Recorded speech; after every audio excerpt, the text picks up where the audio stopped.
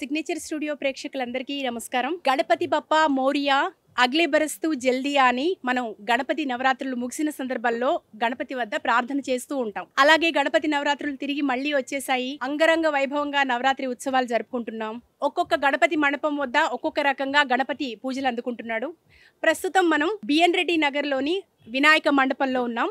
ఇక్కడైతే బిఎన్ రెడ్డి నగర్ వినాయక మండపం వాసులు ఒక అడుగు ముందుకు వేసి ఇక్కడ ఒక వినూత్నమైన వినాయకుడిని చూస్తున్నాం. మనం ఇక్కడ వెనకాల నా వెనకాల చూడొచ్చు మీరు. వ్యాస మహర్షి మహాభారతాన్ని చెప్తుంటే వినాయకుడు తన దంతంతో రాస్తున్నట్టుగా మన హిందువుల నమ్మకం. ఆ విఘ్నేశ్వరుణ్ణి ఇక్కడ ప్రతిష్ఠించారు. చాలా అద్భుతంగా ఉంది. ఇక్కడ చూస్తే మొత్తం డెకరేషన్ కావచ్చు అంతా చాలా అద్భుతంగా ఉంది. అలాగే ఇంకా మనం చాలా వినూత్నంగా చాలా కాన్సెప్ట్లు ఉన్నాయి. ఇక్కడ మహాభారతంలోని 18 పర్వాల్లో ముఖ్య ఘట్టాలని ఆవిష్కరించారు. ఆ వివరాలన్నీ కూడా ఇక్కడ మనం ఈ మండపం వాసుల్ని అడిగి తెలుసుకుందాం రండి.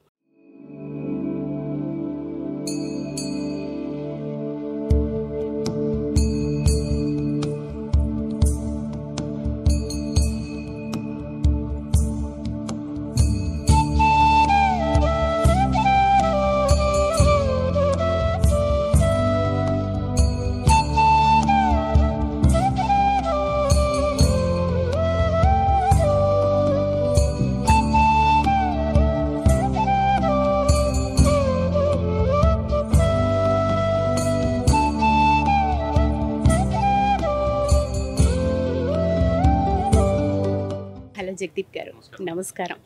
అసలు మీరైతే ఒక చక్కటి కాన్సెప్ట్తో ముందుకు వచ్చారు. ఎందుకంటే ఇవాల్టి యువతకి ఇవాల్టి జనరేషన్కి ఈ పురాణ ఇతిహాసాలు అనేవి ఈ అవగాహన కల్పించడం అనేది చాలా ముఖ్యం. అలాగే ఇక్కడ వ్యాసుడు మహాభారతాన్ని చెప్తూ ఉంటే తన దంతంతో గణపతి రాస్తున్నట్టుగా ఈ అద్భుతమైన వినాయకుడిని ప్రతిష్ఠించడం వెనుక అసలు ఈ ఐడియా ఎవరిదండి? నేను చిన్నప్పటి నుంచి బాల్యం నుండి నేను స్వయం సేవకుడిని. నేనే కాదు, మా స్నేహితులందరూ, నా తోటి స్నేహితులందరూ మేమంతా స్కూల్ ఫ్రెండ్స్ కలిసి ఇక్కడ వినాయకుడిని గత 15 సంవత్సరాలుగా పెడుతున్నాం అనమాట. అందరం స్వయం సేవకులమే. సో మా అందరి నుంచి వచ్చినటువంటి ఆలోచన ఇది. లాస్ట్ ఇయర్ వచ్చింది ఆలోచన. ఖచ్చితంగా మనం ఈసారి ఏదన్నా జనరేషన్కి ఒక మెసేజ్ ఇవ్వాలి. ఈ ప్రపంచమంతా గందరగోళంతో ఆందోళనతో నిండిపోయింది. వీళ్ళకి మనం ఏదో ఒక రకమైనటువంటి ఒక జ్ఞానస్వరాన్ని, ధర్మస్వరాన్ని మనం తిరిగి గుర్తు చేయాలన్నటువంటి ఆలోచన వచ్చింది. అక్కడి నుంచి వచ్చిందే ఈ ఆలోచన, ఈ మహాభారత స్వరం. ఈ నైవిషారణ్యంలోని ఈ మహాజ్ఞాని అయినటువంటి వేదవ్యాస మహర్షి తన జ్ఞానస్వరాన్ని శబ్దించగా మా యొక్క మహాగణపతి తన దంతం ఏకదంతం కలంగా మారింది. ఈ యొక్క సన్నివేశాన్ని మేము పునర్సృష్టించాము. మళ్ళీ ఒకసారి దీన్ని రీక్రియేట్ చేసి ఇప్పుడున్న జనరేషన్స్కి అసలు ఇక్కడ ఏంటి, ఎందుకు ఆ మహాభారతం రాయడం జరిగింది, అక్కడి నుంచి మనం ఏం నేర్చుకోవాలన్న ఒక మెసేజ్ వచ్చిన ఆలోచనే ఇదనమాట. సో అదేవిధంగా మేము ఇక్కడ ఏర్పాటు చేసాము ఒక 8 ఘట్టాలని, మహాభారతంలో సన్నివేశాలు కొన్ని తీసుకొని ఒక 8 ఘటాలుగా ఏర్పాటు చేసాం. అది కేవలం ఘటాలు మాత్రమే కాదు, చెప్పాలంటే అవి ఒక జీవిత పాఠశాల. అసలు ఈసారి మా వినాయక మండపమే ఒక సజీవమైనటువంటి పాఠశాలగా ఏర్పాటు చేయడం జరిగింది. ఈ కాన్సెప్ట్లో కూడా మనం ఒకటి ఉందన్నమాట. యాక్చువల్గా మనకు తెలియాల్సిన విషయం, అందరికీ తెలియాల్సిన విషయం, మహాభారతాన్ని వ్యాసుడు రాస్తున్నప్పుడు గణపతి ముందు ఆయన ఒక ప్రశ్న ఉంచారనమాట. మీరు రాయటం కనుక ఆపేస్తే నేను చెప్పడం ఆపేస్తాను. అప్పుడు గణపతి చాలా సూక్ష్మ బుద్ధితో మీరు చెప్పడం ఆపేస్తే నేను రాయటం ఆపేస్తాను అని సమాధానం ఇచ్చారట.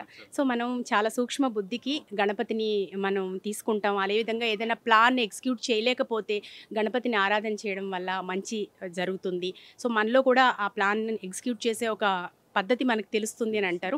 సో ఇవన్నీ కూడా చాలా ఈ తరం విద్యార్థులకు తెలియాల్సి ఉంది. సో ఇక్కడ ఈ డెకరేషన్ చూస్తుంటే చాలా అద్భుతంగా ఉందండి. నిజంగా ఊడలు ఈ గుహలాగానే ఉంది. ఏంటి అసలు ఒకసారి ఈ డెకరేషన్ గురించి? అంటే ఈ సన్నివేశం జరిగింది నైవిషారణ్యంలో జరిగింది అనమాట. ఈ వేదవ్యాస మహర్షి అక్కడ కూర్చుని మహాగణపతి వాళ్ళు రాసుకున్నారనమాట మహాభారతాన్ని. సో అదే విధంగా ఈ సెటప్ కూడా చేయడం జరిగింది. మీరు ఇందాక చెప్పినట్టుగా ఈ ఊడలన్నీ నిజమండి, నిజమైనటువంటి మర్రి చెట్టు ఊడలు. ఈ ఆకులు మాత్రమే ప్లాస్టిక్వి తీసుకొచ్చాము, మిగిలినటువంటి ఊడలన్నీ అదే అనమాట. సో అందుకే చాలా అద్భుతంగా ఉంది, న్యాచురల్గా కనిపిస్తుంది. సో ఎవ్రీ ఇయర్ ఇలాగే చేస్తుంటారండి? ఏదో ఒక కాన్సెప్ట్ కొత్తగా ఉంటుందా, వినూత్నంగా ఉంటుందా? మీరు ప్రతి సంవత్సరం మేము ఏదో ఒక మంచి కాన్సెప్ట్తోనే జనాలకి మెసేజ్ ఇవ్వాలన్న కాన్సెప్ట్తోనే ముందుకు వస్తాము. లాస్ట్ ఇయర్ కూడా మేము హెల్మెట్ పెట్టుకుని ఖచ్చితంగా డ్రైవ్ చేయాలనే విధంగా బండి మీద గణపతి నడుపుతూ ఉంటాడు అనమాట. అదేవిధంగా ఒక మెసేజ్ అనమాట, లైక్ నాకంటే రెండో తల తీసుకొచ్చి పెట్టారు, మీకైతే అవకాశం కూడా లేదు కదా అని ఒక ఫన్నీగా మెసేజ్ ఇచ్చే విధంగా మేము చేసాం అన్నమాట. పంచమ వేదంగా పిలువబడే మహాభారతంలోని 18 పర్వాల్లోని కొన్ని ముఖ్య ఘట్టాలను ఇక్కడ ఆవిష్కరించారు. చాలా అద్భుతంగా ఉన్నాయి. ఒక్కొక్కటి మనం అడిగి తెలుసుకుందాము జగదీప్ గారిని. జగదీప్ గారు, ప్రస్తుతం ఇది ఏంటి అసలు భీష్మ అని రాసుంది ఇక్కడ. సో ఏంటి ఈ కాన్సెప్ట్ ఏంటి ఒకసారి చెప్పండి. ఇది భీష్ముడు చేసినటువంటి ప్రతిజ్ఞ. ఈ ప్రతిజ్ఞ వల్లే, ఈ ప్రతిజ్ఞ ఒక్కటి లేకపోతే అసలు మహాభారతం అనేది జరగకపోతుండే. సో అందుకనే మెయిన్ క్యారెక్టర్ తీసుకొని ఫస్ట్ భీష్మ పితామహుల్ని ఇక్కడ మేము ఆవిష్కరించడం జరిగింది. సో ఇక్కడ మనం జనరేషన్స్కి ఇచ్చేటువంటి మెసేజ్ ఏంటంటే, క్షణికావేశం వల్ల కానీ లేకపోతే వంగని వాగ్దానాలు, అనవసరమైనటువంటి వాగ్దానాలు క్షణికావేశంలో తీసుకోవడం వల్ల జీవితాలే కాదు, అతను ఒక రాజు ప్లేస్లో ఉంటే రాజ్యాలు కూడా పతనం అయిపోతాయి అని చెప్పేసి ఒక మెసేజ్ ఇస్తున్నాడు అనమాట. ఇక్కడ నుంచి మనం జనరేషన్స్కి ఇచ్చిన మెసేజ్ అది. భీష్మ ప్రతిజ్ఞని మొట్టమొదటిగా మీరు తీసుకున్నారు. సో ఆ విధంగానే తీసుకున్నాం అనమాట. ఆయన ఇచ్చేటువంటి మెసేజ్ ఇప్పుడున్న పిల్లలకి ఎలా అవసరం వస్తుంది, ఆవేశంలో నిర్ణయాలు తీసుకోవద్దు, అనవసరమైన వాగ్దానాలు చేయొద్దు, ఒకవేళ చేసినా కానీ అవసరం ఉన్నప్పుడు కొన్నింటిని వదిలిపెట్టాలి, ఛేదించాలి. అది అనేది అవసరం అనమాట. కొన్ని చోట్ల మౌనం పాటించవద్దు, ప్రశ్నించాలి, దండించాలి, ఇవన్నీ అవసరం అని చెప్పేసి మనం భీష్మ పితామహుని నేర్చుకోవాలి. అన్నట్టుగా అండి, 100% కరెక్ట్గా చెప్పారు మీరు. ఓకే, సో నెక్స్ట్ ఏంటి? సో జగదీప్ గారు, ఇక్కడ చూస్తే ఇక మహాభారతంలోని ఆది పర్వం మొదలైనట్టుగా ఉంది. ధృతరాష్ట్రుడు, గాంధారి చాలా అద్భుతంగా ఉన్నాయి ఈ ప్రతిమలు. ఒకసారి పాండురాజు మరణం తర్వాత ధృతరాష్ట్రుడు, గాంధారి వచ్చేసి కార్యనిర్వాహక రాజుగా ఎంపిక అయ్యి మొత్తం కురువంశం నాశనం అయ్యేంత వరకు, మళ్ళీ పురం ప్రారంభమయ్యేంత వరకు ఇతని చేతిలోనే రాజ్యం పాలించబడింది. సో ఇక్కడ ఇతని నుంచి, ధృతరాష్ట్రం నుంచి మనం ఏం నేర్చుకోవాలి అంటే, దృష్టి లేని నాయకత్వం కానీ, సమతుల్యత లేని తల్లిదండ్రులు ఎవరైతే ఉంటారో, అంటే పిల్లల్ని పుత్ర ప్రేమ ఎక్కువైపోయి వాళ్ళు ఏం చేసినా, అధర్మాలు చేసినా పట్టించుకోకుండా వాటిని సపోర్ట్ చేయడం వల్ల రాజ్యాలు ఎలా పతనం అయిపోతాయి, ఎలాంటి వినాశనాలకు దారితీస్తాయి అని చెప్పేసి మనం ధృతరాష్ట్రం నుంచి మనం నేర్చుకోవాలి. పోనీ ఇప్పుడున్న మన సమాజానికి ఇచ్చేటువంటి మెసేజ్ ఏంటంటే, మనం ఆల్రెడీ దృష్టి ఉన్నటువంటి నాయకుల పాలనలో ఉన్నాము. సో వారిని కూడా సూచించే విధంగా ఇది ఉందన్నమాట. ఈ సన్నివేశాన్ని మనం పరిగణలోకి తీసుకోవచ్చు. చాలా అద్భుతంగా చెప్పారండి మీరు. ఈనాటి తల్లిదండ్రులు తెలుసుకోవాల్సిన విషయం. సో డెఫినెట్గా ధృతరాష్ట్రం నుంచి ఏం నేర్చుకోవాలో మనకి జగదీప్ గారు చెప్పినట్టుగా ప్రతి తల్లిదండ్రులు సమతుల్యత పాటించాలి, పిల్లల పట్ల పూర్తిగా దృష్టి పెట్టాలి, చక్కటి భావి భారత పౌరులుగా వారిని తీర్చిదిద్దాలి అని ఈ కాన్సెప్ట్ యొక్క ముఖ్య ఉద్దేశం అని జగదీప్ గారు చెప్తున్నారు. ఇక నెక్స్ట్ చూద్దాము. పాండవులు, కౌరవులు ఒకేసారి ద్రోణాచార్యుల వద్ద విద్యను అభ్యసించడానికి వచ్చారు. సో ఇక్కడ మనం పాండవులని పరిగణలోకి తీసుకుందాం, కౌరవుల గురించి మళ్ళీ ఒకసారి మాట్లాడదాము. వీళ్ళని పరిగణలోకి తీసుకుంటే ఇక్కడ వీళ్ళ దగ్గర నుంచి మనం నేర్చుకోవాల్సింది ఏంటంటే, విద్యని ఎప్పుడు, ఎక్కడ, ఎలా వాడాలనేది నేర్చుకోవాలి. ఇంకొకటి, మనకందరికీ తెలుసు పాండవులకి చాలా మంచి క్వాలిటీస్ ఉన్నాయి. అట్లనే మనలోని లోపాలను కూడా గుర్తు తెచ్చుకోవాలి. మనలోని లోపాలను ఎప్పుడైతే గుర్తు తెచ్చుకోకుండా దాన్ని ఎప్పుడైతే మనం వదిలేస్తామో, దానివల్ల కూడా వచ్చేటువంటి ప్రాబ్లమ్స్, అత్యంత తీవ్రమైనటువంటి బాధలను మనం అనుభవించాల్సి వస్తుంది, అవమానాలు కూడా మనము అనుభవించాల్సి వస్తుంది. అవి కూడా మన దరికి చేరి మనల్ని ఒక డిఫరెంట్ ఫేస్కి తీసుకెళ్ళిపోతాయి అన్నమాట. సో దాని గురించి ఈ సన్నివేశాన్ని మేము క్రియేట్ చేయడం జరిగింది. చాలా చక్కగా చెప్పారండి. అందుకే మహాభారతాన్ని పంచమ వేదం అనడానికి కారణం కేవలం ఒక సామాజిక అంశాలు కాకుండా రాజకీయ అంశాలను కూడా స్పృశించింది మహాభారతంలో చెప్పందంటూ ఏమీ లేదు. ఒక్కసారి మహాభారతాన్ని కనుక చదివి క్షుణ్ణంగా మనం అర్థం చేసుకున్నట్టయితే అందులో తెలియని అంశము, ఒక కవర్ చేయని అంశం అంటూ ఏది ఉండదు. అందుకే పంచమ వేదంగా పిలుస్తారు మహాభారతాన్ని. సో ఇక్కడ మనం చూసినట్టయితే జూదం ఆడటం అనేది, ఈ సన్నివేశం ఏదైతే ఉందో మహాభారతంలో అత్యంత ముఖ్యమైన ఘటం. సో ఇక్కడ ధర్మరాజు నుంచి మనం నేర్చుకోవాల్సింది, యుధిష్ఠిరుడి నుంచి మనం నేర్చుకోవాల్సింది ఒకటే, స్వీయ నియంత్రణ, సెల్ఫ్ కంట్రోల్ అనేది మనిషికి చాలా అవసరం. మనకి ఎడిక్షన్స్ ఉంటాయి, జూదం కానీ ఏదైనా సరే ఒక ఎడిక్షన్స్ ఉంటాయి, వాటి నుంచి మనం సెల్ఫ్ కంట్రోల్ అనేది ఉండాలి. ఒక దగ్గర సెల్ఫ్ కంట్రోల్ పోతుంది, అక్కడ మనం కాన్షియస్గా ఉండాలనేది నేర్చుకోవాలి. ఇంకొకటి ఏంటంటే, సెల్ఫ్ కంట్రోల్ మీకు ఎన్ని తెలివితేటలైనా ఉండనివ్వండి, మీరు ఎంత మంచివారైనా ఉండండి, మీరు ఏ పొజిషన్లోనే ఉండనివ్వండి, ఆ సెల్ఫ్ కంట్రోల్ అనేది ఎప్పుడైతే లేదో, ఎప్పుడైతే కోల్పోతారో, మీరు ఎంత పెద్దవాళ్ళైనా, అంటే ఇప్పుడు ఆ టైంలో అతను మొత్తం అఖండ భారతదేశానికి, అఖండ సామ్రాజ్యానికి అతను రాజు, కానీ బానిసలు అయిపోయే స్టేజ్కి వెళ్ళిపోయింది అనమాట. దేనివల్ల? సెల్ఫ్ కంట్రోల్ లేకపోవడం వల్ల. సో ఆ సెల్ఫ్ కంట్రోల్ అనేది చాలా ఇంపార్టెంట్. మనం కొన్ని సిచ్యువేషన్స్లో మనం కాన్షియస్గా ఉండాలి. ఇంకొకటి ఏంటంటే, ఆ టైంలో వారికి వాళ్ళ పెద్ద మనుషులు చెప్తారు, మనం వెళ్ళాల్సిన అవసరం లేదు, వాళ్ళ పొజిషన్స్ని పక్కకు పెట్టి చెప్తారు. ఆ టైంలో కొన్ని సిచ్యువేషన్స్లో నీకెంత పవర్ ఉన్నా కానీ పెద్ద మనుషుల మాట వినాలి, ఎందుకంటే వాళ్ళు అత్యంత ఎక్స్పీరియన్స్ చెప్తారు కాబట్టి అక్కడ వినాల్సి వస్తుంది. సో అవన్నీ పాటించి ఉంటే ఆ రోజు ఆ సన్నివేశం అంత అతి అవమానం జరగకపోయేది కాదని చెప్పేసి, సో ఈ మెసేజ్ మేము జనరేషన్స్కి ఇద్దాం అనుకుంటున్నాం. మనకి ఎన్ని మంచి లక్షణాలున్నా ఒక్క అవలక్షణం ఉంటే అది జీవితాన్ని ఎట్లా మలుపు తిప్పుతుంది అనేది ధర్మరాజు జూదం అనే ఒక్క అవలక్షణంతో ఆయనలో ఉన్న గొప్ప లక్షణాలు, గొప్పతనం అంతా ఏ రకంగా మార్చివేశాయి జీవితాన్ని అనేది మనం ఈ కాన్సెప్ట్తో ఈ ఘట్టం ద్వారా తెలుసుకోవచ్చని జగదీష్ గారు చాలా చక్కగా చెప్పారు. ఇక నెక్స్ట్ ఘట్టం ఏంటో చూద్దాం. ఇక్కడ కనిపిస్తుంది ద్రౌపది వస్త్రాపహరణం. సో ఇది మనందరికీ తెలిసిందే, చాలా బాధాకరమైన విషయం. మొత్తం మహాభారతంలో కొంచెం ఇబ్బంది పెట్టిన సందర్భం అని చెప్పాలి. ఒక్కసారి సో ఇది సంపూర్ణ మహాభారతం ఇతిహాసంలో చూసుకుంటే ఇది ఒక హృదయ విదారక సన్నివేశమే. కానీ ఇక్కడ నుంచి ఏదైనా సరే, ఏ సన్నివేశం నుంచైనా మనం ఒకటి నేర్చుకోవాల్సింది ఒకటి ఉంటుంది. ఇక్కడ చూస్తే స్త్రీకి అవమానం జరిగింది అంటే అది ఒక వ్యక్తిగత గాయమే కాదు, సంపూర్ణ సమాజానికి గాయం అనేది మనం తెలుసుకోవాలి. సంపూర్ణ సమాజానికి గాయం. సెకండ్ థింగ్ వచ్చేసి, స్త్రీకి ఎక్కడైతే అగౌరవం జరుగుతుందో, ఎక్కడైతే వారి గౌరవాన్ని కంప్లీట్గా డౌన్ఫాల్ చేసేస్తారో అక్కడ రాజ్యాలన్నీ పతనం అయిపోతాయని చెప్పేసి చరిత్ర మనకు నేర్పిస్తుంది. అదే మనం నేర్చుకోవాలి. మనం ఈ రెండు సన్నివేశాన్ని తీసుకుందాము, జూద సన్నివేశాన్ని, ఈ వస్త్రాభరణ సన్నివేశాన్ని తీసుకుంటే ఒకటే నేర్చుకుందాం. అధర్మం అప్పటికప్పుడు గెలిచినట్టుగానే అనిపిస్తుంది, కానీ ధర్మం మాత్రం ఎప్పటికీ ఓడిపోదని మనం నేర్చుకోవాలి. ఎప్పటికైనా మళ్ళీ అది తిరిగి పునర్జీవిస్తుంది, మళ్ళీ గెలుస్తుందన్న విషయంలో నేర్చుకోవాలి. సో ద్రౌపది వస్త్రాపహరణం గురించి చాలా చక్కగా చెప్పారు జగదీప్ గారు. స్త్రీకి ఎక్కడైతే పరాభవం జరుగుతుందో, ఎక్కడైతే అవమానం జరుగుతుందో, ఎవరైతే అవమానం చేస్తారో, పరాభవిస్తారో వారు తప్పకుండా మూల్యం చెల్లించుకోవాలి అనేది మనం ఈ ఘట్టం ద్వారా తెలుసుకోవచ్చు. సో ఈ ఘట్టం నుంచి నేర్చుకోవాలి. ఎక్కడ స్త్రీలు పూజించబడతారో అక్కడ దేవతలు నివసిస్తారు అంటారు. కాబట్టి స్త్రీలను గౌరవించడం నేర్చుకోవాలనేది ఈ ఘట్టం చాలా చక్కగా చెప్తుంది. కర్ణుడికి దానకర్ణుడు అని పేరు. సో ఇక్కడ కవచ కుండలాల్ని ఐ థింక్ దానం చేస్తున్న సందర్భం అనుకుంటా ఇది. ఒక్కసారి మీ మాటలు. సో ఇక్కడ కర్ణుడి విగ్రహం మాత్రమే, ఈ ఘటనని మాత్రమే ఎందుకు పెట్టామంటే, సో కర్ణుడి నుంచి మనం జీవితంలో ఒకటి నేర్చుకోవాలి. మీకు రాజ్యం ఉండని, నీకు సంపద ఉండని, నీకు ఎంత పెద్ద పేరైనా ఉండని, నీకు ఎంత టాలెంట్ అయినా ఉండని, ఎంతటి దాతృత్వం ఉన్నా సరే, అంటే ఎంతటి దానం చేసే గుణం ఉన్నా సరే, తప్పుడు వారితో పొత్తు పెట్టుకుంటే అది వినాశనానికే దారితీస్తుంది. ఎంత ఉన్నా సరే అధర్మ బాటలో నువ్వు నడిస్తే, అధర్మం చేసేవాడికి నువ్వు సహాయం చేసినా కూడా నీకు కూడా ఆ కర్మ అనేది ఖచ్చితంగా నీకు ఉంటుంది. నువ్వు ఎట్లా ఉన్నా సరే నీకు అది ఉంటుంది అని చెప్పేసి ఒక బెస్ట్ ఎగ్జాంపుల్గా కర్ణుడి జీవితం మొత్తం మనకు నేర్పిస్తుంది. చాలా చక్కగా చెప్పారు. 18 రోజులు మహాయుద్ధం, మహా కురుక్షేత్ర సంగ్రామంలో అత్యంత సందేహంతో, ఆందోళనతో అర్జునుడు ఉండిపోయిన సమయంలో భగవద్గీత శ్రీకృష్ణుడు బోధించడం, అది సంజయుడు విని మనకు రాసి మనకి ఇవ్వడం, ఈ తరం వరకు మనం అది చదువుకోవడం అనేది నిజంగా చెప్పాలంటే శ్రీకృష్ణుడు మనకి ఇచ్చిన ఒక మంచి బహుమతి, జీవిత బహుమతి, ఒక గిఫ్ట్ అదనమాట. సో నేను ఈ సన్నివేశం నుంచి మన జనరేషన్కి ఇచ్చేటువంటి మెసేజ్ ఏంటంటే, అక్కడ యుద్ధం జరిగింది, ఈరోజు నీతోటే యుద్ధం జరుగుతుంది. నీకు శత్రువు నీ బాహ్య శత్రువులే, అంటే నీ భావనలే నీ శత్రువులు. నువ్వు నీతోనే ఫైట్ చేయాలి. నీలో చాలా ఎమోషన్స్తో ఫైట్ చేయాల్సి ఉంటుంది.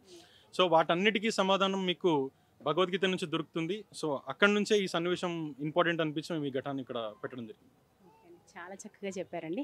ఎప్పుడైతే అర్జునుడు అంటే కృష్ణుడు రథసారథిగా మహాభారత యుద్ధం జరిగినప్పుడు అర్జునుడు తన వారిని, తన బంధువుల్ని, మిత్రుల్ని, అలాగే అన్నదమ్ముల్ని చూసి ఒక్కసారిగా డీలా పడిపోయాడు. ఆయనలో ఒక నైరాస్యం వచ్చేసింది. ఎట్లా ఇంతమందిని మన అయిన వాళ్ళని చంపి ఆ తర్వాత విజయం అందుకుంటే మాత్రం లాభం ఏంటి అని. ఆ సందర్భంలో అసలు ఏంటి కర్మ, ఏంటి మనిషి ఎలా జీవించాలి, అసలైన జ్ఞానం ఏంటి అని చాలా చక్కగా కృష్ణ పరమాత్మ అర్జునుడికి జ్ఞానబోధ చేశారు. సో ఈ సందర్భంగా మీరు ఏం చెప్తారు?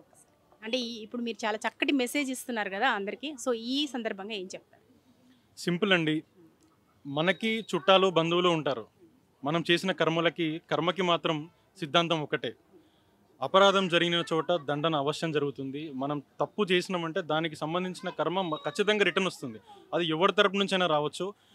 దానికి మాత్రం చుట్టాలు, భేదాలు ఇవన్నీ ఏముండవు. చావు అనేది నువ్వు ఆ పనిష్మెంట్ లాగా నువ్వు వారికి చావునిచ్చినా కానీ ఇవ్వకపోయినా కానీ వారు చేసిన తప్పులకి మరణాంతరం ఖచ్చితంగా వాళ్ళు అనుభవించాల్సిందే. అది అర్జునుడు అర్థం చేసుకోలేని సిచ్యువేషన్లో ఉన్నాడు కాబట్టి శ్రీకృష్ణ పరమాత్ముడు ఆ సన్నివేశంలో చెప్పడం జరిగింది అన్నమాట. అలాగే హిందువుల పరమ పవిత్ర గ్రంథం భగవద్గీతని ఇవాళకి మనం అందరము కూడా ఒకసారి చదువుకొని నేర్చుకోవడానికి ప్రయత్నం చేస్తూ ఉంటాము. సో ఇది అందరికీ రీచ్ అవుతుందంటారా ఈ జనరేషన్కి అసలు? యూజువల్గా మా మండపంలో కూడా మేము భగవద్గీతని అక్కడ ఏర్పాటు చేయడం జరిగింది. గోరఖ్పూర్ గీతా ప్రెస్ వారి మా భగవద్గీత ఏర్పాటు చేయడం జరిగింది. వాస్తవికంగా మాట్లాడుకుందాము, నిజం మాట్లాడుకుందాము. మా దగ్గర నుంచి ఈ 4 రోజులుగా 3 పుస్తకాలు మాత్రమే అమ్ముడుపోయాయి అనమాట. సో ఇక్కడ వచ్చే మేము మల్టిపుల్ పేరెంట్స్ని చూస్తున్నాము. కొంతమంది పేరెంట్స్కి అసలు ఈ సన్నివేశాలని చెప్పడం కూడా రావట్లేదు, అసలు వీటి గురించి తెలియని కూడా తెలియదు. కొంతమంది నీట్గా చక్కగా వాళ్ళ పిల్లలకి ఎక్స్ప్లెయిన్ చేయడం కూడా చూసాము. అవి చూసి మేము చాలా ఆనందంగా కూడా ఫీల్ అయ్యాము. సో ఖచ్చితంగా ప్రతి ఇంట్లో భగవద్గీత ఖచ్చితంగా ఉండాలి. చిన్నప్పటి నుంచే వారికి ఆ ప్రతి ఒక్క శ్లోకాన్ని కంఠస్థం చేపిస్తూ వారికి అలవాటు చేస్తూ, అదేవిధంగా దాని యొక్క సారాంశాన్ని మహాభారతం ఇతిహాసాన్ని ఎగ్జాంపుల్గా తీసుకొని ఆ సారాంశాన్ని వాళ్ళకి ఎక్స్ప్లెయిన్ చేస్తే ఖచ్చితంగా వాళ్ళు జీవితంలో ఎటువంటి సిచ్యువేషన్ వచ్చినా కానీ వాళ్ళు ఫేస్ చేయగలుగుతారు, దాన్ని దాటి ముందుకెళ్ళగలుగుతారు అని చెప్పేసి వాళ్ళు ఒక ఈ మెసేజ్ ద్వారా కూడా మనం తీసుకోవచ్చు అనమాట. మీరు చెప్పారు, ఎగ్జాక్ట్గా మీరు చెప్పింది నిజం. ఎందుకంటే ఇప్పుడు చాలామంది ఎగ్జామ్స్ రాస్తుంటారు, ఆ రిజల్ట్ గురించి బాధపడుతూ ఉంటారు. సో కృష్ణుడు చెప్పింది అదే, మన కర్మ చేయాలి కానీ ఫలితాన్ని ఆశించవద్దు. కర్మ చేసే విషయంలో మాత్రం 100% ఎఫర్ట్స్ పెట్టాలి. సో మీరు చెప్పినట్టుగా భగవద్గీత తీసుకొని చదవటం వల్ల కొంత ఇటువంటి ఆలోచనలు అలవడతాయి. డెఫినెట్గా ఒక పాజిటివ్ ఎన్విరాన్మెంట్లో పెరిగే అవకాశం ఉంటుంది. మహాభారతంలోని ఈ ఘట్టాలన్నీ ఇప్పటివరకు చూసాము. మొదటి నుంచి ఆది పర్వం నుంచి కూడా చాలా పర్వాల్లోని ముఖ్య ఘట్టాలని మాత్రమే తీసుకొని ఇక్కడ ఏర్పాటు చేయడం, విగ్రహాలని ప్రతిమల్ని ఏర్పాటు చేయడం జరిగింది. చాలా అద్భుతంగా ఉన్నాయి. అందులో జగదీప్ గారు చెప్పిన ఏదైతే సోషల్ ఓరియంటెడ్ మెసేజ్ ఉందో అది చాలా చక్కగా ఉంది. ఎవరెవరు ఏం నేర్చుకోవాలి, మనం జనరల్గా ఏదో చూస్తూ ఉంటాము, ఇక్కడ ఏదో ఒక విగ్రహాన్ని ప్రతిష్ఠించారని, లేకపోతే ఒక ప్రతిమ ఉందని, అదేదో ఒక షో లాగా, ఒక మ్యూజియం లాగా చూస్తుంటాము. కానీ అది అలా కాదు. అందులో నుంచి మనం సారాన్ని గ్రహించాలి, పెద్దవాళ్ళు పిల్లలకి చెప్పాలి. అదేవిధంగా ఇక్కడ భగవద్గీత అంటే కృష్ణుడి ఘట్టం కూడా ఉంది కాబట్టి భగవద్గీత ఆవిర్భావ ఘట్టం నుంచి కూడా చాలా విషయాలు నేర్చుకోవాలి. పిల్లలకి అసలు కర్మ సిద్ధాంతం ఏంటి, జ్ఞానం ఏంటి అనేది చాలా చక్కగా తెలియచేయాలి అని ఇప్పటివరకు మనం జగదీప్ గారి మాటల్లో తెలుసుకున్నాం. ఇక ఫైనల్ ఘట్టము ఒకసారి మాట్లాడి చూద్దాం. జగదీప్ గారు, ఇక్కడ ఇదేంటి ఫైనల్ ఘట్టంలా ఉంది, యుద్ధం ముగిసిన తర్వాత అని రాసుంది. సో యుద్ధం ముగిసిపోయిన తర్వాత ఏం జరిగింది అసలు? సో అందరికి ఇది ఒక సందేహంగా నిలిచిపోయింది. అసలు తినొచ్చేసి ఉత్తరాదేవి అభిమన్యుడి వాళ్ళ వైఫ్ అనమాట, తన భార్య, తన పుత్రుడు పరీక్షితుడు. సో అందరికీ అసలు ఈవెంట్ ఎందుకు ఇక్కడ పెట్టడం జరిగిందని అడుగుతున్నారు. కానీ మేము ఇచ్చేటువంటి జనరేషన్స్కి మెసేజ్ ఏంటంటే, ఎంతటి విధ్వంసం జరిగినా 15 రోజుల సంగ్రామం అదొక మామూలు విధ్వంసం కాదు, యుగాంతం అయ్యేంత మంది చనిపోయారనమాట దానికి. సో అంత విధ్వంసం తర్వాత కూడా మళ్ళీ ఒక కొత్త జీవితం అనేది పునర్జీవించుకుంటుంది, ఒక కొత్త ఆశ అనేది మళ్ళీ రేగుతుంది. మిమ్మల్ని ప్రాపర్గా పరిపాలించడానికి మరి ఒక్క రాజు మళ్ళీ పుట్టాడు, మీ యొక్క జీవితానికి ఒక ఆశ అనేది ఉంది అని ఉంటుంది అని ఒక మెసేజ్ అనమాట.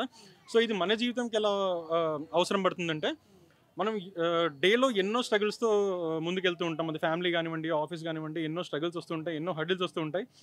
సో అవన్నిటి వల్ల మనం కంప్లీట్గా డౌన్ అయిపోకుండా మొత్తం మనం కంప్లీట్ లో స్టేజ్కి వెళ్ళిపోయి మన చుట్టూ ఉన్న వాళ్ళందరినీ కోల్పోయి, మనకున్న జాబ్ పోయో ఫినాన్షియల్ అన్నీ కోల్పోయినా కూడా ఒక హోప్ అనేది ఖచ్చితంగా ఉంటుంది. జస్ట్ దానికోసం వెయిట్ చేయండి, దానికోసం వేచి ఉండండి, ఖచ్చితంగా మీకు ఆ హోప్ అనేది వస్తుందని చెప్పేసి దాన్ని ఆధారంగా తీసుకొని, ఈ సన్నివేశాన్ని ఆధారంగా తీసుకొని ఒక మెసేజ్ ఇస్తున్నాం అనమాట. దీనికి అద్భుతంగా ఉందండి అసలు. So nice. జగదీప్ గారు, ఇక్కడ చూస్తే మ్యాప్ కనిపిస్తుంది, అక్కడ అన్ని మహాభారత ఘట్టాలు చాలా అద్భుతంగా ఉన్నాయి.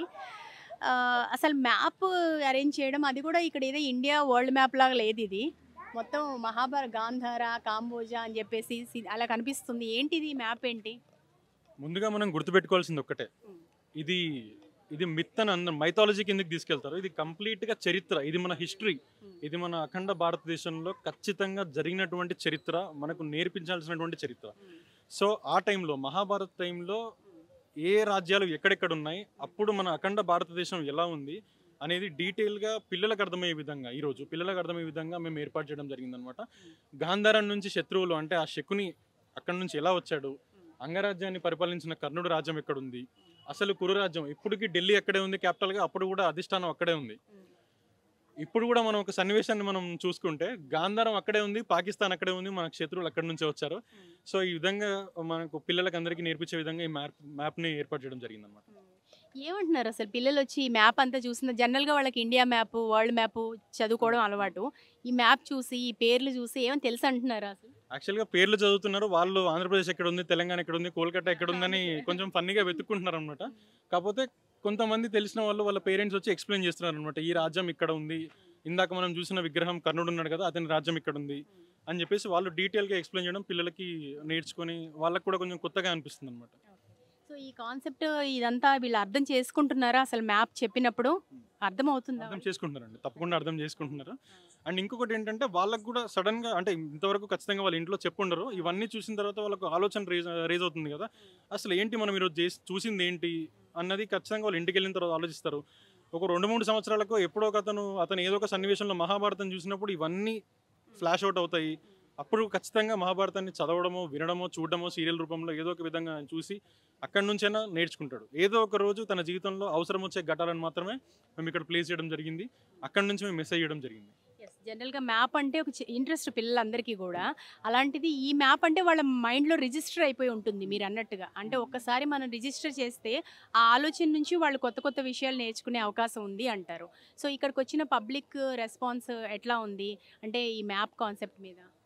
పబ్లిక్ రెస్పాన్స్ వచ్చేసి మ్యాప్ గురించి అనే కాదు, సంపూర్ణ ఈ కాన్సెప్ట్ గురించి చూసుకుంటే ముందుగా మమ్మల్ని పెద్దవాళ్ళు అంటే కొంచెం తరుణ దాటి ఏజ్ ఉన్న వాళ్ళు ఎవరైతే ఉన్నారో వాళ్ళు చాలా చాలా హ్యాపీగా ఫీల్ అయినారో, మమ్మల్ని పిలిచి మరీ ప్రశంసడం జరిగింది. వాళ్ళు చాలా పొగుడుతున్నారు, అసలు పిల్లలు ఇంత బాగా ఎట్లా చేయగలిగినారు, మీకు ఈ ఆలోచన ఎలా వచ్చింది, ఈ ఘటనలు మీరు ఎట్లా ఆలోచించి పెట్టారు అని చెప్పారనమాట.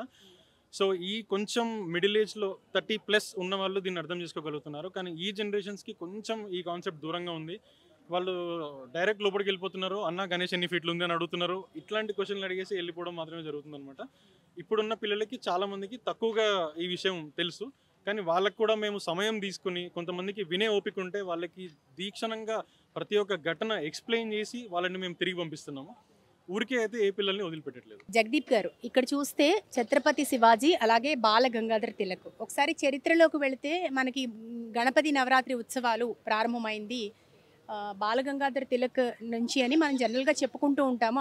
ఆనాటి బ్రిటిష్ పాలకులకి వ్యతిరేకంగా కాస్త సమావేశం చేసుకోవాలి అంటే ఎక్కడా లేని పరిస్థితి ఉంది కాబట్టి సో స్టార్ట్ అయింది. అలాగే శివాజీ కూడా నవరాత్రి ఉత్సవాలు జరుపుకున్నట్టుగా ఒకసారి మీరు చెప్పండి. సో యాక్చువల్గా బాలగంగాధర్ తిలక్ గారి గురించి మనం స్టార్ట్ చేసాం అనుకుంటాము. యాక్చువల్గా బాలగంగాధర్ తిలక్ గారు ఎక్కడి నుంచి దాన్ని అనుసరించి తీసుకున్నారనేది మనం చూస్తే, అప్పట్లో మరాఠా కింగ్డమ్లో ఛత్రపతి శివాజీ రూలింగ్లో లేరు అప్పటికి. సో ఈ మొఘల్స్ ఎంపైర్లో చాలా ప్రెషర్ ఫీల్ అవుతున్న ఈ ప్రజలకి ఒక సమావేశం ఏర్పాటు చేసుకుని ప్లాన్స్ వేసుకోవడానికి జరగట్లేదు అనమాట. ఎట్లాంటి సన్నివేశం దొరకట్లేదు. సో ఆ టైంలో ఛత్రపతి శివాజీ గారు ఇట్లాంటి ఒక సన్నివేశాన్ని క్రియేట్ చేసి ఇది నవరాత్రులు జరుపుకోవాలి అని చెప్పేసి తీసుకొచ్చి అదొక పబ్లిక్ ఫెస్టివల్ లాగా దాన్ని క్రియేట్ చేసి అక్కడ వాళ్ళు ప్లాన్స్ అన్నీ వేసుకున్నారనమాట. సో అదే సన్నివేశాన్ని తిలక్ గారు కూడా దాన్ని అనుసరించి బ్రిటిష్ టైంలో మళ్ళీ మనం ఏదైతే ఆ సేమ్ ప్రెజర్ తీసుకున్నామో అట్లాంటి ప్రెజర్ తీసుకున్నామో ఈ ఫ్రీడమ్ మూమెంట్ని క్రియేట్ చేయడానికి అప్పుడు వేసుకున్నటువంటి ప్లాన్లన్నీ క్లియర్గా ప్రాపర్గా అందరి దగ్గరికి రీచ్ అవ్వాలని చెప్పేసి మళ్ళీ అలాంటి ఫెస్టివల్ని తిరిగి తీసుకురావాల్సి వచ్చింది. అప్పటి నుంచి ఇప్పటి వరకు అది మళ్ళీ ఆగకుండా సాగుతూనే ఉంది, ఇకపైన కూడా సాగుతూనే ఉంటుంది. ఇక్కడ మనం చూస్తున్నాము ఒక స్క్రీన్ ప్రొజెక్టర్, ఏఐ టెక్నాలజీతో స్క్రీన్ ప్రొజెక్టర్ని ఏర్పాటు చేశారు. ఏఐ టెక్నాలజీతో ఒక మొత్తం ఇక్కడ ఈ మహాభారత ఘట్టాలను మొత్తం ఆవిష్కరించే ప్రయత్నం చేశారు. సో ఒక్కసారి మాట్లాడదాం జగదీప్ గారితో. సో ఇక్కడ మేము ఏర్పాటు చేసినటువంటి ఘటనలు కానీ సన్నివేశాలు కానీ ఏవైతే ఉన్నాయో ఎవరికైతే అర్థం కావట్లేదు, ఎవరికైతే మళ్ళీ దాన్ని తిరిగి చూడాలనుకుంటున్నారో, ఆ సన్నివేశాన్ని అక్కడ ఏం జరిగిందో సన్నివేశాన్ని తెలుసుకోవాలనుకుంటున్నారో వారి కోసం ఒక చిన్న షెడ్ లాగా ఏర్పాటు చేసి అక్కడ ప్రొజెక్టర్ ఏర్పాటు చేశాము. సో యూజువల్గా మేము సీరియల్ నుంచి సినిమాల నుంచి ఇట్లాంటి సన్నివేశాలు తీసుకోవచ్చు, కానీ అలా వద్దు, ఇప్పుడున్న టెక్నాలజీని వాడుకుందాము. మా ఫ్రెండ్స్ అందరూ ఏఐ డెవలపర్స్, అందరూ మంచి మంచి కంపెనీల్లో మేనేజర్స్ ఉన్నారు. సో వాళ్ళు ఎఫర్ట్స్ పెట్టి ఇక్కడున్న విగ్రహాలని మేము ఏర్పాటు చేసినట్టు విగ్రహాలని ఫొటోస్ తీసుకుని దాని నుంచి అవే మాట్లాడి మనకి ఎక్స్ప్లెయిన్ చేసే విధంగా ఏఐ టెక్నాలజీని యూజ్ చేసి అక్కడ వీడియోని అక్కడ వాయిస్ ఓవర్ ఇచ్చి మనకి చూపించడం జరిగిందనమాట. ఇది అందరూ దీన్ని చాలా ముచ్చటగా చూస్తున్నారు, వాళ్ళకు కూడా మంచిగా అనిపిస్తుంది. విగ్రహాలు మాట్లాడడం, ఇందాక మనం చూసిన విగ్రహాలు మనతో మాట్లాడుతున్నాయని చెప్పేసి వాళ్ళు కూడా కొంచెం ముచ్చటపడి చూస్తున్నారు అనమాట. ఇవన్నీ సో ఏఐ టెక్నాలజీని చాలా చక్కగా వాడేశారు ఇక్కడ మీరు, బ్రహ్మాండంగా, చాలా బ్రహ్మాండంగా వాడుకున్నాము. అది కొత్తగా కూడా ఉందన్నమాట ఇప్పుడు. అవునండి, చాలా బాగుంది. ఏమన్నా పిల్లలకి చాలా అట్రాక్టివ్గా ఉంటుంది కదా, చాలా చక్కగా చూస్తారు ముందు. ఎందుకంటే అక్కడ చూస్తే మ్యూజియం లాగా చూస్తారు, వాళ్ళకి ఏం అర్థం కాదు, చెప్పినా కూడా అంత మైండ్కి ఐ థింక్ ఎక్కదు. కానీ ఇక్కడ మాత్రం రెస్పాన్స్ ఎట్లా ఉంది? చాలా చాలా బాగుంది ఈ ఏఐ రెస్పాన్స్. యాక్చువల్గా సినిమాల నుంచి మేము ఫస్ట్ డే ఒకసారి ప్లే చేసాం. కొంచెం బోరింగ్గా ఫీల్ అయినారు అనమాట. ఎందుకంటే పౌరాణికం గ్రాంధిక భాష మాట్లాడేసరికి అయ్యే మనకి ఇవేం అర్థం కావు అని చెప్పేసి పిల్లలు కొంచెం మధ్యలోనే లేచి వెళ్ళిపోవడం జరిగింది. ఏవైతే ఈ విగ్రహాల నుంచి మాట్లాడడం ఏర్పాటు చేసి ఇందాక మనం చూసిన విగ్రహాలే మనతో మాట్లాడుతున్నాయని చెప్పి కొత్తగా వింటున్నారో అప్పుడు వాళ్ళు కనీసం చూసి అచ్చా ఇప్పుడు అలా జరిగిందా, అట్లాంటి ప్రతిజ్ఞ చేశాడా, వాళ్ళు అలా ఆడినరా అని చెప్పేసి ఇలా జరిగిందని చెప్పేసి వాళ్ళు అర్థం చేసుకుంటున్నారు అనమాట. జనరల్‌గా అన్ని ఘట్టాల్లో పిల్లలకి బాగా ఏది అట్రాక్టివ్‌గా బాగా అనిపించింది? ఇప్పుడు మీరు చెప్పిన భీష్మ ప్రతిజ్ఞ కావచ్చు, జూదం కావచ్చు, భగవద్గీత ఆవిర్భావం కావచ్చు, ఉత్తర పరీక్షిత్ సందర్భం కావచ్చు. పిల్లల్లో ఎక్కువ ఇష్టపడింది ఏది? వాస్తవికంగా మాట్లాడుకుంటే పిల్లలకి ఏం అర్థం కాకపోయినా జూదం మాత్రం బాగా అర్థమైపోయింది. ఎందుకంటే చెడు అంత తొందరగా మనల్ని ఆవిష్కరించుకుంటుంది కాబట్టి. ఎందుకంటే ఈరోజు మనం చూస్తే కూడా మన ఫోన్లలో అన్ని బెట్టింగ్ యాప్స్ మీకు కూడా తెలుసు, అన్ని బెట్టింగ్ యాప్స్ ఏ విధంగా అయితే ప్రభావితం చేస్తున్నాయో, సో దానికి కూడా ఇదొక మంచి సమాధానం అనమాట. మీరు దానికి వ్యసనులయ్యి దానికి ఎడిక్ట్ అయిపోతే ఎట్లాంటి బాధలు మీరు తర్వాత మీరు అనుభవించాల్సి వస్తుందని చెప్పేసి అదొక ఎగ్జాంపుల్. సో ఆ సన్నివేశంలో మాత్రం పిల్లల్ని ఆపి అక్కడ జరిగిన సన్నివేశాన్ని మళ్ళీ ఒకసారి క్లియర్గా ఎక్స్ప్లెయిన్ చేసి ఎప్పుడే కానీ ఫ్రెండ్షిప్లో కూడా ఎక్కడ కూడా బెట్టింగ్ అనేది కొంచెం పక్కకు పెట్టండి అని చెప్పేసి క్లియర్గా వాళ్ళకి అర్థమయ్యే విధంగా చెప్తున్నాం. అప్పుడు ఏమన్నారు? వినడం అయితే మన ముందు ఖచ్చితంగా వింటారు. ఇంకా తర్వాత వారి నిర్ణయాలే వాళ్ళ జీవితాలని ముందు బాట వేయడం జరుగుతుంది కదా. చెప్పడం మాత్రం మన బాధ్యత, తర్వాత వారి కర్మ అంతే. మీ మొత్తం మీద మీ ప్రయత్నాన్ని అభినందించాలి. అండ్ ఏదైతే ఘట్టాలు ఉన్నాయో వీటి వెనుక ఉన్న కాన్సెప్ట్ని చక్కగా అర్థం చేపించే ఒక ప్రయత్నం చేస్తున్నారు చూసారా, అది నిజంగా అప్రిషియేటబుల్ అండి. బాల్య స్నేహితులు మేమంతా లిటరలీ నర్సరీ నుంచి చాలా చిన్నప్పటి నుంచి మేమంతా స్కూల్ ఫ్రెండ్స్. మేమందరం కలిసి ఇలాంటి ఆలోచనలన్నీ కూర్చొని డిస్కస్ చేసి ఇట్లాంటి విద్యా మందిరం లాగా ఉండాలి మన వినాయక మండపం, అన్నిటికీ ఏదైనా మెసేజ్ ఉండాలి సమాజానికి అని చెప్పేసి ఆలోచించి చేస్తామన్నమాట. నేను బయట ఏర్పాటు చేసే మండపాలకి వాళ్ళందరికీ ఏవైతే బ్యాచ్లు ఉంటాయో, ఎవరైతే స్నేహితులు ఉంటారో ఒకటే చెప్తాను, భక్తి తోడైతే జ్ఞానం తోడైతే ఈ ఉత్సవమే కాదు ఏ ఉత్సవం అయినా సరే శాశ్వతం అవుతుందని చెప్పి తెలియజేయాలనుకుంటున్నాను. నిహాల్ గారు, అసలు ఏ ఐడియా వచ్చింది మీకేనట్టు కదా, ఏంటి ఎట్లా ఈ ఐడియా జనరేట్ అయింది? అంటే నాకేం కాదండి, మా ఇద్దరు ఫ్రెండ్స్ కూడా కలిసి చేసాము మేము. బికాస్ ఈ చాలా విగ్రహాలు ఉన్నాయి కదా, సో అండ్ పిల్లలకి చూసినా కూడా కన్ఫ్యూజన్ అవుతుంది, లైక్ ఏ విగ్రహం ఏ క్యారెక్టర్ దేనికి ఎందుకని. సో అందుకనే what we did is like we use technology to identify ఏ క్యారెక్టర్కి ఏ ఇంపార్టెన్స్ ఉంది and what message that it can produce అని. So using that, like we also use some technologies and then we collage that video and played it there. So andukane ippudu kids andaru vachi chusi, then they could able to understand and they could able to relate that image with whatever they are playing in the projector. So andukani and then this is also connecting the youth and younger generation to the exact concept that we wanted to introduce, right? So andukane aa differentiation kosam pettam. ఇద్దరు friends అంటే వీళ్ళేనా, వీళ్ళిద్దరా? వీళ్ళు ఇంకా ఇద్దరు ఉన్నారు, వాళ్ళు రాలేదు. Yeah, I mean వాళ్ళు currently లేరు. వీళ్ళ పేర్లేంటి? మీ పేరేంటండి? హరిత్య. ప్రదీప్. మీరు ఎట్లా అసిస్ట్ చేశారు చెప్పండి. జస్ట్ కాన్సెప్ట్ అడిగాడు, సో దాన్ని ప్రకారం ప్రిపేర్ చేశాను. అంటే చాట్ జీపీటీ కదా, సో ఒక దాంతో ప్రాంప్ట్స్ తయారు చేసాము and then we bought a license, Google వ్యూలో లైసెన్స్ తీసుకొని, so using that prompts images ఇవన్నీ కలిపి using our expertise in AI like అంతా కలిపి లైక్ ఒక కొలేజ్ లెక్క వీడియో తయారు చేసి then we have and then we have produced the same concept. So కొత్త టెక్నాలజీ మన పాత ఇతిహాసం, సో చాలా బ్రహ్మాండంగా ఉంది కదా. రైట్, యాక్చువల్లీ ఆ మిక్చర్ని తీసుకురావడానికే మేము చూసామన్నమాట, అందుకనే సపరేట్గా ఆ ప్లేస్ ఏర్పాటు చేసాం, so that every one can view it and they can also understand what exactly that we meant to display here. And మీరండి, మీ పేరు? ప్రదీప్. సో మీరే ఎట్లా అసిస్ట్ చేశారు? ఎందుకంటే ఇంకో ఇద్దరు అన్నారు కదా, మీ ఇద్దరే కదా. యాక్చువల్గా మేము అదే దీన్ని సింపుల్ ఫామ్లో చెప్పడానికి చూసాం. యాక్చువల్లీ ఏంటంటే ఇప్పుడు వచ్చిన వాళ్ళకి ఎవరికైనా అంత క్లియర్గా అర్థం కాదు ఫస్ట్ ఆఫ్ ఆల్ చూసినప్పుడు. ఇవాళ ఎవరైనా యూజ్ చేసే సెల్ ఫోన్ దాని త్రూగా మనం చెప్పాలి అనుకున్నాం, అది షార్ట్ ఫామ్లో. అందుకు ఈ వీడియోస్ ఏఐ ఇప్పుడు ఉన్న టెక్నాలజీని యూజ్ చేసుకొని దాన్ని సింప్లిఫైడ్ చేసి చెప్పాం సింపుల్గా, అంతే. అది మేము అనుకుంది. ఇంకా దానికి ఎంతవరకు మాకు కుదిరితే అంత షార్ట్ ఫామ్ చేసి చెప్పడానికి చూసాం, అంతే. ఇంకా వాళ్ళకి క్లియర్గా అర్థం కావడానికి బేసిక్ థింగ్ ఏంటంటే ఎవరికైనా ఇప్పుడు నార్మల్ చెప్తే అర్థం కాదు, 100% అర్థం కాదు. దాన్ని కొంచెం మేము షార్ట్ ఫామ్లో వాళ్ళకి అర్థమయ్యే విధంగా చెప్పడానికి ఇది చేస్తాం మేము. జగదీప్ గారు, ఇక్కడ ఏదో చిన్న వినాయకుడు చక్కగా టీ కప్పు చేతిలో పట్టుకొని కనిపిస్తున్నారు, ఏంటి?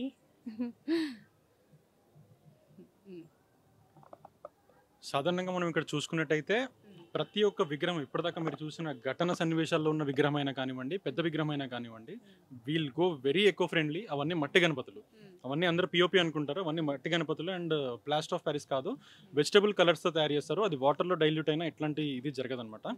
అండ్ అలాగే ఇక్కడికి వచ్చేస్తే పిల్లల కోసం ఒక ముద్దుగా క్యూట్గా ఉండేటువంటి ఒక గణపతిని ప్రతిసారి మేము తోడు గణపతిని ఏర్పాటు చేస్తాము. లాస్ట్ టైం క్యారమ్ బోర్డ్ ఆడుతున్నట్టుగా, అంతకుముందు ఇట్లా మూషికలతో గోటీలు ఆడుతున్నట్టుగా ఏర్పాటు చేసాము. ఈసారి మనకు తెలుసు భారతదేశం అంతా ఎంతమంది ఛాయ్ లవర్స్ ఉంటారో అందరికీ ఛాయ్ లేనిది నడవదనమాట. ఒక డే అనేది నడవదనమాట. రోజుకి 10 ఛాయలు 12 ఛాయలు తాగే వాళ్ళు కూడా ఉంటారు. సో వాళ్ళకి నచ్చే విధంగా, అందరికీ నచ్చే విధంగా మా గణపతి చక్కగా టీ తాగుతున్నాడు అనమాట. విత్ టోస్ కూడా ఉంటుంది ఆ చేతిలో. మీరు గమనిస్తే ఒక చిన్న టోస్ కూడా ఉంటుంది. టోస్ తీసుకొని ఛాయ్ తాగే విధంగా ఇక్కడ ఏర్పాటు చేయడం జరిగింది. నైస్ అండి.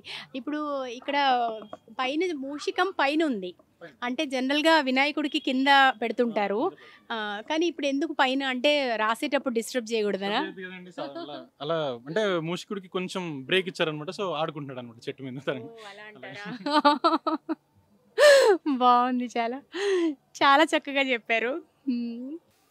జగదీప్ గారు, ఇక్కడ మీరు చూస్తే చక్కటి భక్తి, ఆధ్యాత్మికత, ఒక జ్ఞానం, మన పురాణ ఇతిహాసాల గురించిన ఒక అవగాహన పిల్లల్లో కల్పించాలనే ఒక మంచి ధ్యేయము, ప్రతి ఘట్టం వెనకాల కూడా ఒక చక్కటి మీ దృష్టికోణంలో కూడా చాలా మంచి విలువలు ఉన్నాయి. సో కానీ గణపతి నవరాత్రులు చాలా చోట్ల జరుగుతున్నాయి, భాగ్యనగరంలో, జంట నగరాల్లో. కానీ కొన్ని చోట్ల దారి తప్పుతున్నాయనే విమర్శలు, అంటే సినిమా డ్యాన్సులు కావచ్చు, చివరిలో నిమజ్జనం అప్పుడు తాగి తందనాలు ఆడటం కావచ్చు, ఇటువంటివి భగవంతుడి దగ్గర అసలు చేయొచ్చా? ఇట్లాంటివి మనం ఎందుకు ఈ నవరాత్రి ఉత్సవాలు జరుపుకుంటున్నాం అనే మోటివ్ని పక్కన పెట్టి అసలు ఏంటి ఇలా జరగడానికి ఎట్లా అర్థం చేసుకోవాలంటారు? సాధారణంగా మనం ఇక్కడ దృష్టి బాగా ఉంచాల్సింది ఎక్కడంటే, ఈ వినాయక ఉత్సవాలు మన హైందవ బలాన్ని చూపించే విధంగా ఉండాలి. మన హైందవ బలాన్ని, మనం ఎంత యునైటెడ్గా ఉన్నాము, మనం ఏ ఉత్సవమైనా ఎంత భక్తి పారవశంతో చేసుకుంటాము. ఏదైనా ఒక కంకణం లాగా మనం తీసుకుంటే, ఏదైనా ఒక నిర్ణయం తీసుకుంటే దాన్ని ఎంత కాన్సన్ట్రేషన్గా, ఎంత బలంగా దాన్ని ముందుకు ఏ విధంగా తీసుకెళ్తాం అనేది చూపించే విధంగా మనం చెయ్యాలి. కానీ ఇక్కడ ఇదే వచ్చిందనమాట, ఐక్యత కోల్పోవడం. ముఖ్యంగా ఈ పిల్లలకి, ఇప్పుడున్న జనరేషన్స్ మనకు తెలుసు, ఈ సోషల్ మీడియా వల్లనో దేని వల్లనో ఈజీ యాక్సెస్ అయిపోయింది. ఏదైనా మనకి ఈజీగా దొరికేయడం వల్ల, ఈజీ మనీ కానీ ఏదైనా ఈజీగా దొరకడం వల్ల ఈ చెడుకి ఈజీగా తొందరగా ఆ దారి వైపు చూస్తున్నారు అనమాట. సో అదేవిధంగా పోల్చుకోవడం, ఎదుటివాడితో పోల్చుకోవడం, పక్కవాడితో పోల్చుకోవడం, వాడేం చేస్తున్నాడు, నేనేం చేస్తున్నా, వాడికంటే పోల్చుకోవాల్సిన దాంట్లో ఉండదు, వేరే వాటిల్లో ఉంటుంది. సో ఆ విధంగా చూసుకొని నేను వాడికంటే ఎక్కువ చేయాలనే విధంగా, సో ఆ ఏర్పాటు చేసే క్రమంలో కూడా మనము ఇవి మాత్రమే చూస్తున్నాము, ఈ మద్యం ఇవి మాత్రమే చూస్తున్నాము. వాడికంటే మనం బాగా పెట్టాలి అంటే మనకు దానికి కావాల్సినటువంటి ఫండ్స్ కూడా రావాలి. కాబట్టి దానికి కూడా అత్యంతం కొన్ని చీప్ థింగ్స్ కానీ, కొన్ని దారుణాలు కానీ చేసి, దానివల్ల కూడా ఎవరికి తెలియదు, ఎవరికి దానిపైన దృష్టి సాధించరు, ఇలాంటివి కూడా చేస్తుంటారు అనమాట. హుండీ దొంగతనం చేయడం కానీ, ఇక్కడ ఇట్లాంటివి వాటి కూడా ఆలోచనలు వచ్చి చేస్తూ ఉంటారు. సో అదేవిధంగా మీరు అన్నట్టుగా మద్యం సేవించడం అనేది 100% అది తప్పే. కానీ మాతో అయినంత విధంగా మేమందరికీ ఒక మెసేజ్ రూపంగా చెప్పుకుంటూ మనం ఎంత ధార్మికంగా ఉండాలి, ఎంత ధార్మికంగా ముందుకెళ్ళాలనే విధంగా చెప్పడానికి మనం ప్రయత్నం చేస్తున్నాము. మా ప్రయత్నంగా ఇది మొదటి అడుగు. దాన్ని అనుసంధానంగా తీసుకొని ఎవరో ఒక్క మండపం మారినా, వీరి నుంచి లేదా 2 మండపాలు మారినా మేము దానికి ఖచ్చితంగా ఆనందంగానే ఫీల్ అవుతాము. సో నేను ప్రతి ఒక్క మండపంలో ఉన్న విద్యార్థులందరికీ, పిల్లలందరికీ ఒకటే చెప్తున్నాను, కొంచెం జాగ్రత్తగా ఉండండి. మనం చూసాం ఆల్రెడీ, మీరు పెద్ద పెద్ద విగ్రహాలని చెప్పి అంతా ఖర్చు చేసి, మీరు మద్యం సేవించి, మీరు ఏదో దాన్ని పట్టించుకోకుండా, దేవుణ్ణి పట్టించుకోకుండా మీరు పక్కదారి బట్టి వెళ్ళిపోతారు. లాస్ట్కి ఎవరో ఒక్కరు దాన్ని పట్టించుకునే దానికి వెళ్ళి కరెంటు వైర్ల దగ్గరకో ఎక్కడికో వెళ్ళి అనవసరంగా మద్యం మత్తులో ఉండి దాన్ని ఎలా జరపాలో తెలియక, దేన్ని పట్టుకుంటున్నామో తెలియక, అది ఏదో ఎక్కడో పెట్టేసి అనవసరంగా దాన్ని ప్రాణం మీద తెచ్చుకొని కుటుంబాలు కూడా బాధపడే విధంగా దాన్ని తీసుకెళ్తున్నారు. ఇందాక ప్రతి ఒక్క మెసేజ్లో నేను ఒకటే చెప్పిన, ఏదైనా సరే మితిమీరితే, ఏదైనా సరే అధర్మానికి దారి తీస్తుంటే, ఎక్సెస్ అయిపోతే ఎవరు క్షమించరు. అదేవిధంగా మన గణనాథుడు కూడా క్షమించడు. అది ఖచ్చితంగా మీకు దండన వైపే దాన్ని మలుపుతుందని చెప్పేసి చెప్తున్నాను అనమాట. గణపతి విగ్రహం చూస్తే కూడా మనకి ఆ విగ్రహం కూడా ఒక చక్కటి ఆధ్యాత్మిక కోణంలో మనం ఆలోచించవచ్చు.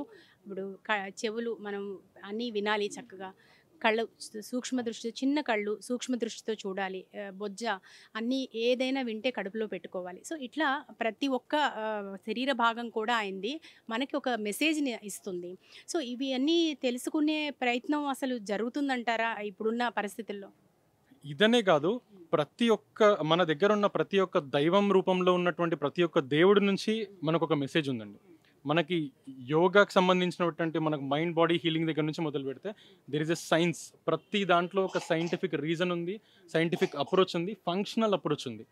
సో మన జీవన శైలికి ఏ విధంగా మనం ఈ మహాభారతాన్ని అనుసంధానంగా తీసుకుంటామో అదేవిధంగా ప్రతి మన మన శరీరంలో ఉన్నటువంటి మన మనసులో వచ్చేటువంటి ప్రతి ఎమోషన్కి కూడా ఒక గాడ్ని, ఒక దేవుడిని అనుసంధానంగా చూపించడం జరుగుతుంది.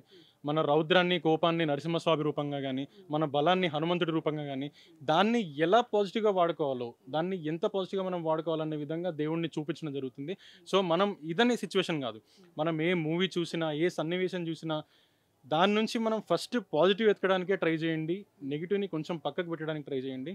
నేనైతే చెప్పేది ఒక్కటే, ఏదైనా సరే ఫస్ట్ ఛేదించడం అంటే వదిలిపెట్టడం నేర్చుకోండి. వదిలిపెట్టడం నేర్చుకుంటే మీ జీవితం ముందుకు సాగుతూనే ఉంటుంది. ఇప్పుడు వినాయకుడు మనకి విఘ్న నాయకుడుగా మనం ఏదైనా విఘ్నాలు ఉంటే తొలగించుకోవడానికి మొట్టమొదటి ఆది పూజ మనం చేస్తాము.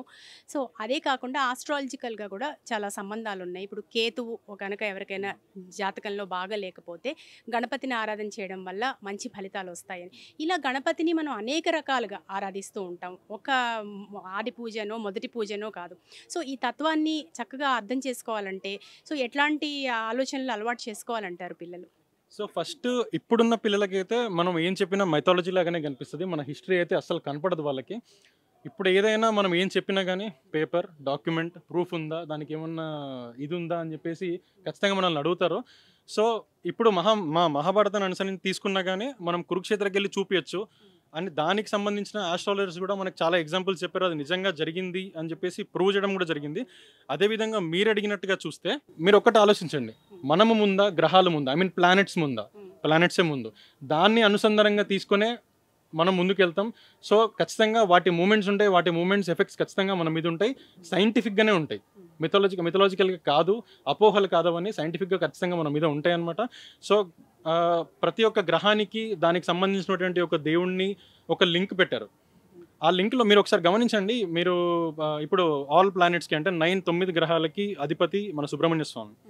సుబ్రహ్మణ్య స్వామికి 9 మంగళారాలు ఇచ్చేయండి, లేకపోతే ఇన్ని ఉపవాసాలు చేయండి, లేకపోతే పలానా దీక్ష చేయండి అని చెప్తారు.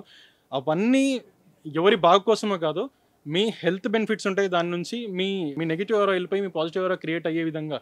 అంటే మీరు ఖచ్చితంగా కొన్ని డిస్టర్బెన్సెస్తో ఏవో ఎఫెక్ట్ అవుతూ ఉంటారు. కొన్ని రోజులు మీరు పొద్దున్నే లేచి చక్కగా గుడికి వెళ్ళి, అవునా కదా, మనం గుడికి వెళ్తాము, ప్రదక్షిణాలు చేస్తాము, అక్కడ వచ్చేటువంటి పీస్, అక్కడ మనం మొబైల్ వాడము, కొంచెం స్క్రీన్స్కి దూరంగా ఉంటాము, అక్కడ మనం బ్రాహ్మణులకి పలానా బియ్యం దానం చేయమండి అని చెప్తారు. బ్రాహ్మణుల మీద మనం ఉద్ధరించింది కాదు, ఒక బియ్యంతో మనం ఎవరిని ఉద్ధరించామండి. అక్కడ మనం ఏం నేర్చుకుంటున్నాం అంటే దాతృత్వం నేర్చుకుంటున్నాము. ఓకే, మనకు వచ్చే దాతృత్వం అంటే మనం కొంతమందికి దానం చేయాలి. ఇవన్నిటి వల్ల కొన్ని భావాలు మనలో కలుగుతాయి. మనం చేసే ఉపవాసాలు కానీ ప్రతి దాంట్లో ఒక సైన్స్ ఉంది. మన సెల్స్ రీప్రొడక్టివ్ అవుతాయి, మన మైటోకాండ్రియల్ సెల్స్ ఏవైతే ఉన్నాయో అన్నీ కూడా మనకి ప్రొడక్షన్కి హార్మోన్స్ రీప్రొడక్షన్ అవ్వడం కానీ ఇవన్నీ జరుగుతూ ఉంటాయి అన్నమాట. మనం ఏదో అనుకుంటాం, మన మమ్మీ వాళ్ళు సోమవారాలు ఉపవాసాలు అవి చేస్తున్నారు, ఓకే, అది కూడా మితిమీరుతుంది, దాన్ని కూడా ఎక్సెస్గా చేయొద్దు, దానికి కూడా ఒక రీజన్ ఉంది సైంటిఫిక్గా. కానీ ఖచ్చితంగా ఉపవాసాలు అనేది మంచిది, దానికి గ్రహబలం నుంచి కూడా మీకు ఒక పాజిటివ్ ఔరా అనేది క్రియేట్ అవుతుందని చెప్పేసి చెప్పుకోవచ్చు. చాలా చక్కగా చెప్పారండి. సో మీకు మంచి అవగాహన ఉంది ప్రతి విషయంలో కూడా. సో ఎందుకంటే ఇలా అవగాహన ఉండబట్టే మీరు ఇంత మంచి కాన్సెప్ట్ని తీసుకున్నారు, ఇంత చక్కగా ప్రొజెక్ట్ చేశారు, చక్కగా చూపిస్తున్నారు, చక్కగా తత్వం అర్థం కూడా చెప్తున్నారు.